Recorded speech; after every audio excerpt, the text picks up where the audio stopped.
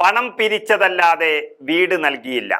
Rahul Mankoottam MLA ഒരു നല്ല രാഷ്ട്രീയക്കാരൻ ആണെങ്കിലും യൂത്ത് കോൺഗ്രസ് അധ്യക്ഷൻ എന്നുള്ള നിലയിൽ തുടർച്ചയായി പരാജയപ്പെടുകയാണ്. നിലമ്പൂരിൽ പറ്റിയ ഏറ്റവും വലിയ 3 അബദ്ധങ്ങൾ നൽകിയ നാണക്കേടിൽ നിന്നും വിട്ടുമാറുന്നതിന് മുൻപ് തന്നെ സംഭവിച്ചിരിക്കുന്ന മറ്റൊരു വലിയ തെറ്റുകൂടി കേരളം ചർച്ച ചെയ്യുകയാണ്. അതായത് കേരളത്തിന്റെ ചരിത്രത്തിൽ ഏറ്റവും വലിയ തീരാവേദനയായ വയനാട് ദുരന്തം, ആ ദുരിതബാധിതർക്ക് വീട് നിർമ്മിച്ചു നൽകുമെന്നൊരു പ്രഖ്യാപനം നടപ്പിലാക്കാത്തതിൽ യൂത്ത് കോൺഗ്രസിനുള്ളിൽ നിന്ന് തന്നെ രാഹുൽ മാങ്കൂട്ടത്തിനെതിരെ അതിരൂക്ഷ വിമർശനം വന്നിരിക്കുകയാണ്. സംസ്ഥാന പഠന ക്യാമ്പിൽ നിന്നാണ് രൂക്ഷ വിമർശനം ഉണ്ടായിരിക്കുന്നത്. എല്ലാം നഷ്ടപ്പെട്ടവരുടെ മുന്നിൽ ഒരു വാക്കു പറയുമ്പോൾ സാധാരണ മൈക്ക് കെട്ടി പൊതുവിടത്ത് പറയുന്നത് പോലെയല്ല, അല്പം സൂക്ഷ്മതയൊക്കെ വേണം, സത്യമുണ്ടായിരിക്കണം. DYFI പറഞ്ഞ വീടുകൾ പൂർത്തിയാക്കിയിട്ടും യൂത്ത് കോൺഗ്രസിന് ഒരു വീടിന്റെ പോലും നിർമ്മാണം തുടങ്ങാനായില്ല എന്നാണ് നമ്മൾ പറഞ്ഞതല്ല, യൂത്ത് കോൺഗ്രസ് ക്യാമ്പിനുള്ളിൽ വെച്ച് തന്നെ പ്രതിനിധികൾ പറഞ്ഞിരിക്കുന്നത്. 88 ലക്ഷം രൂപയാണ് അക്കൗണ്ടിൽ വന്നത് എന്ന് യൂത്ത് കോൺഗ്രസിന്റെ സംസ്ഥാന അധ്യക്ഷൻ എന്നുള്ള നിലയിൽ രാഹുൽ മാങ്കൂട്ടത്തിൽ തന്നെ പറഞ്ഞുവെങ്കിലും അത് കയ്യിൽ വെച്ചിട്ട് എന്ത് ചെയ്യുകയാണ് എന്നതാണ് ചോദ്യം. ദുരന്തം നടന്ന വയനാട്ടിലെ പ്രതിനിധികൾ തന്നെയാണ് ചർച്ച തുടങ്ങി വെച്ചത്.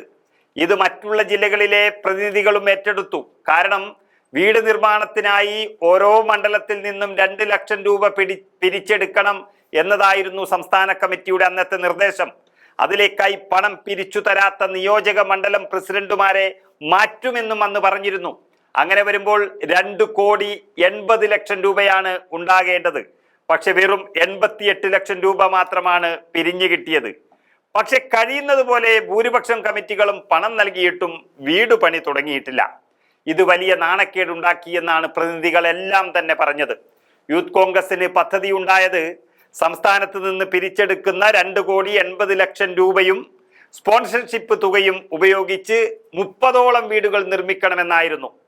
നല്ലതായിരുന്നു പരിപാടി, യൂത്ത് കോൺഗ്രസിന്റെ പ്രഖ്യാപനം അതായിരുന്നു. പക്ഷേ വാക്കുകൾ മാത്രമേ ഉണ്ടായിരുന്നുള്ളൂ, അത് നടപ്പിലാക്കാൻ കഴിഞ്ഞില്ല. അതേസമയം ദുരിതബാധിതർക്കായി 20 വീടുകൾ DYFI പൂർത്തിയാക്കി കഴിഞ്ഞു. എന്നിട്ടും യൂത്ത് കോൺഗ്രസിന് തുടങ്ങാൻ പോലും ആയില്ലെന്നും പ്രതിനിധികൾ ചൂണ്ടിക്കാട്ടിയിരിക്കുന്നു. വിഷയമായതോടെ രാഹുലിന്റെ അവസ്ഥ പരിതാപകരമായി മാറി. എങ്ങനെയെങ്കിലും രക്ഷപ്പെടണ്ടേ, അതുകൊണ്ട് 88 ലക്ഷം രൂപയാണ് അക്കൗണ്ടിൽ വന്നതെന്നും KPCCയുമായി ചേർന്ന് ഭവന പദ്ധതി നടപ്പിലാക്കുമെന്നും അദ്ദേഹം പറയുകയും ചെയ്തു. പക്ഷെ ഒരു കാര്യമുണ്ട്, 88 ലക്ഷം രൂപ എന്ന് പറയുന്നത് ചെറിയ തുകയല്ല. ഒരു യുവജന പ്രസ്ഥാനത്തെ സംബന്ധിച്ചിടത്തോളം ഇതെങ്കിലും അവർ ഉണ്ടാക്കി നൽകിയിരിക്കുകയാണ് എന്ന അർത്ഥത്തിൽ എടുക്കുമ്പോൾ അഭിനന്ദനം തന്നെയാണ്. അത് എത്രയും പെട്ടെന്ന് കൊടുക്കുക എന്നുള്ളതാണ് പ്രധാനം.